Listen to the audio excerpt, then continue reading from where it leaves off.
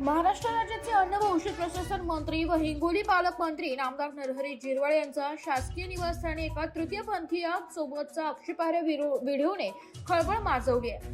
झिरवाळांच्या या आक्षेपार्ह चित्रफितीतून सामाजिक माध्यमातून प्रचार प्रसार जोरात सुरू असून विविध टीका टिप्पणी केली जात असून राष्ट्रवादीचे नेते नरहरी झिरवाळ यांना विरोधकांकडून कोंडीत पकडण्याचं काम केले असून त्यांच्या मंत्रिपदासह आमदारकीच्या राजीनाम्याची मागणी होत आहे। मात्र या चित्रफितीची सखोल चौकशी करण्यात यावी।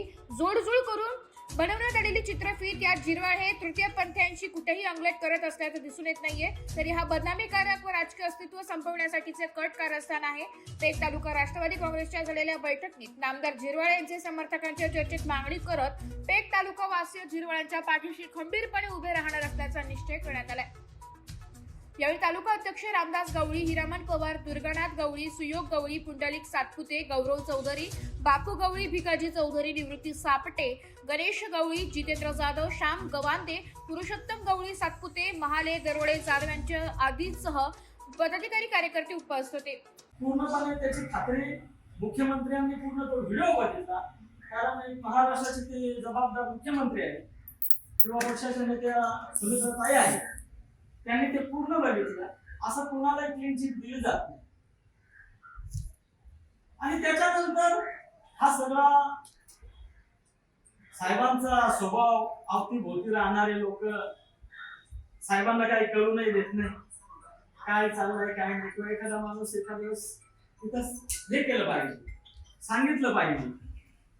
पण हे सगळे समजा शूटिंग आली आणि ठीक आहे, उठणं बसणं तिथपर्यंत होतच, ते पवन यादवचं होतं असं नाही आपण म्हणत का त्याचं उठणं बसणं 100% त्या हप्त्यातून 1-2 दिवस तिथंच राहायचं आणि अनेक काही गोष्टी किंवा अनेक काही गोष्टी करत होतो। आणि सर्वात महत्वाचं हे पण सांगितलं पाहिजे, जर आपल्याकडून काही चुकी झाली असती तर साहेबांना गुन्हा दाखल झाला असता, महत्वाचा प्रश्न हा।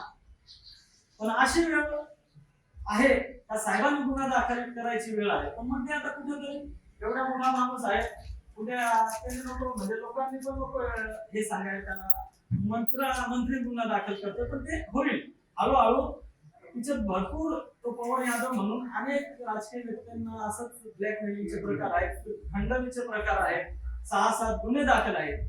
पण बातमी आल्यानंतर आपण एक समजून घेतो काय आहे तर मित्रांनो, सत्यता ही आहे का तो जोडून बनवलेला आहे।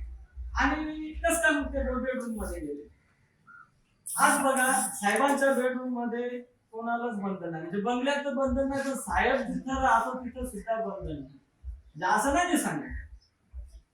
म्हणजे अनेक मतदार म्हणजे महाराष्ट्रातले लोक तर येऊन राहतात, पण आपल्या इथले काही म्हणजे मी नाही घेणार, पण समजा आपल्या मागे 1-2 पोरं असे राहतात, फक्त ओके हो तो माणूस जाऊन साहेबांच्या पदरावर झोपतो, टावेल वापरतो, बाथरूम वापरतो, बाथरूमचा यूज करतो।